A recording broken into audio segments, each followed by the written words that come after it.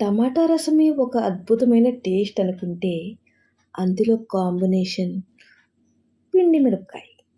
అది కొరుక్కొని తింటుంటే ప్రతి ముద్దకి అబ్బబ్బబ్బబ్బా! ఎంత బావుంటుందో ఈ వీడియోలో మీకోసం నా స్టైల్‌లో టమాటా రసం ఎలా చేసుకోవాలో సింపుల్‌గా చూపిచ్చేస్తాను.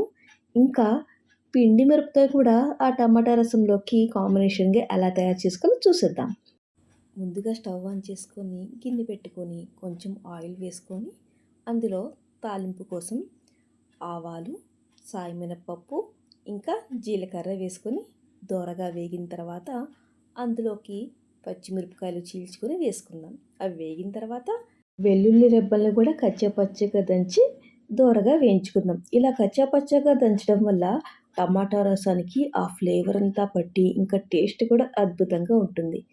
ముందుగా శుభ్రం చేసి పెట్టుకున్న 3 పెద్ద సైజు టమాటాలని ముక్కలుగా కోసి తాలింపులో వేసి దానికి కొంచెం చింతపండును యాడ్ చేసి ఒకసారి కలుపుకొని స్టవ్ని సిమ్లో పెట్టుకొని మూత పెట్టి ఒక 5 నిమిషాల పాటు మగ్గించుకుందాం.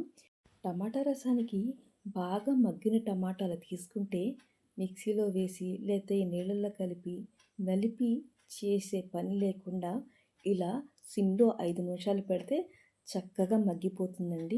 మిక్సీ జార్తో అసలు పనే లేదు. ఇందులో మనకు తగినంత వాటర్ని అయితే పోసేసుకుందాం. దాంట్లో పసుపు, ఉప్పు, కారం మరియు రుచికి తగ్గ బెల్లము, ఇంకా టమాటా రసానికి సంబంధించిన రసం పొడి వేసేసుకొని ఒకసారి ఇలా మొత్తం కలుపుకొని గట్టిగా 2-3 పొంగులు వచ్చిన తర్వాత దించేసుకుంటే రెడీ అయిపోతుంది. ఇందులో 2 తగ్గినాయండి కొత్తిమీర అండ్ కరివేపాకు నాకు అవైలబుల్గా లేవు. అయినా సరే టేస్ట్ అనేది అమృతంలాగా ఉందండి. ఇంకా కొత్తిమీర, కరివేపాకు వేస్తే ఇక చెప్పనవసరం లేదు. నేను ఎప్పుడు టమాటా రసం చేసినా అమృతంలాగా ఉంటుంది. అది నేనన్నమాట కాదు, తిన్నవాళ్ళు అనేమాట. మన టమాటా రసం అయితే రెడీ అయిపోయింది. మరి ఈ టమాటా రసంలోకి బెస్ట్ కాంబినేషన్ అంటే చాలా ఉన్నాయి. అందులో ఇదొకటి పిండి మిరపకాయ. ఎలా తయారు చేసుకోవాలో చెప్పేస్తాను. దానికన్నా ముందు ఇది తయారు చేసుకున్న తర్వాత ముద్దకో ముక్క అన్నట్టు ఇక వెళ్తూనే ఉంటాయి. అంత టేస్టీగా ఉంటుంది. ముందుగా కొంచెం లావుగా ఉన్న పచ్చిమిరపకాయలను అయితే తీసుకోండి. నాకు ఈ సైజ్ అవైలబుల్గా ఉన్నాయి కాబట్టి ఇవి తీసుకుంటున్నాను. చివర్లో కట్ చేసేసుకొని అందులో ఉన్న సీడ్స్ మొత్తం రిమూవ్ చేసేసేయండి ఒక స్పూన్ తీసుకొని. ఇలా అన్ని మిరపకాయలు రెడీ చేసుకున్న తర్వాత చిటికెడు ఉప్పు తీసుకొని గింజలు తీసి అట్టి పెట్టుకున్న మిరపకాయ లోపల ఇలా అప్లై చేసుకోండి. ఇలా అప్లై చేసుకోవటం వల్ల టేస్ట్ చాలా బాగుంటుందండి. ఘాటు లేని మిరపకాయ అయితే కమ్మగా ఉంటుంది. ఘాటు ఉన్న మిరపకాయ అయితే ఇలా ఉప్పు రాయటం వల్ల మనకి ఎక్కువ కారం అనిపించకుండా ఉంటుందన్నమాట. అన్నీ రెడీ చేసి అట్టి పెట్టుకున్న తర్వాత ఒక బౌల్లోకి శనగపిండి తీసుకొని కొంచెం తినే సోడా, దానికి సరిపడా ఉప్పు వేసుకొని కొంచెం కొంచెం వాటర్ పోసుకుంటూ గట్టిగా ముద్దలాగా కలుపుకోవాలి.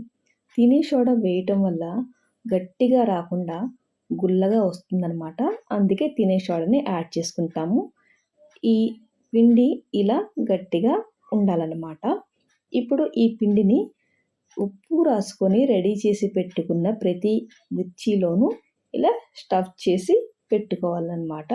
దీంట్లో చూపిస్తున్నట్టు సగం పిండుండి మిగతా సగం పచ్చిమిర్చి నూనెలో వేగి ఎంత అద్భుతంగా ఉంటుందంటే టేస్ట్ మాటల్లో చెప్పలేనన్నమాట. ఇలా అన్ని మిరపకాయలను పిండితో స్టఫ్ చేసుకొని రెడీగా పెట్టుకోవాలి. స్టవ్ ఆన్ చేసి నూనె పెట్టుకొని నూనె కాగిన తర్వాత ఇలా ఒక్కొక్క మిరపకాయని నిదానంగా నూనెలో వేసుకోవాలి. ఒకదానికొకటి తాకకుండా కొంచెం దూరంగా నూనెలో సరిపడా మాత్రమే వేసుకోవాలి. ఇలా చేయటం వల్ల పిండి ఒకదానికొకటి అతుక్కోకుండా ఇంకా బయటికి మిర్చి నుండి విడిపోయి రాకుండా ఉంటుందన్నమాట పిండి అనేది. ఈ ప్రాసెస్ అంతా ఆయిల్ ఫుల్గా కాగిన తర్వాత సిమ్లో పెట్టి మిరపకాయలను అయితే వేయించుకోవాలి. సగం వేగిన తర్వాత హైలో పెట్టుకోండి. ఇలా చేయటం వల్ల పిండి లోపల పచ్చిదనం లేకుండా లోపల నుండి కుక్ అయ్యి లోపల సాఫ్ట్గా బయట క్రంచీగా చాలా అంటే చాలా టేస్టీగా ఉంటుందండి. ఈ పిండి మిరపకాయ అనేది పప్పన్నంలోకి, సాంబార్ అన్నంలోకి, రసమన్నంలోకి చింతపండు చారు, మిరియాల చారు, ఆహా! ఎంత బావుంటుందంటే పర్ఫెక్ట్ కాంబినేషన్ అని తిన్నవాళ్ళు ఎవ్వరైనా చెప్పవలసిందేనండి. చాలా అంటే చాలా బావుంటుంది. ఈ 2 రెసిపీస్ మీకు కూడా నచ్చినట్టయితే ఒకసారి ఇంట్లో ట్రై చేసి చూడండి. ఎలా ఉందో కామెంట్ చేసి చెప్పండి.